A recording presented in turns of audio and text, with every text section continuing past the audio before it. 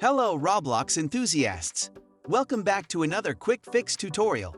Today, we're tackling the infamous Roblox error code 403, authentication failed.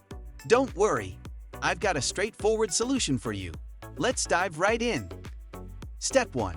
Open the Run dialog by pressing Windows key plus R on your keyboard. Step 2. Type app data and hit Enter. This will take you to the App Data folder. Step 3. Inside App Data, locate and open the local low folder. Step 4. Here's the crucial step. You need to find and delete a specific file. Identify the problematic file causing the error code 403 and delete it. It might be named differently for each user, so look for any file associated with Roblox causing authentication issues.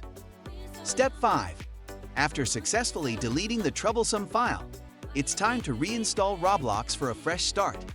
Head to the official Roblox website or use the platform you initially downloaded it from. Download and install Roblox as you did the first time. And there you have it.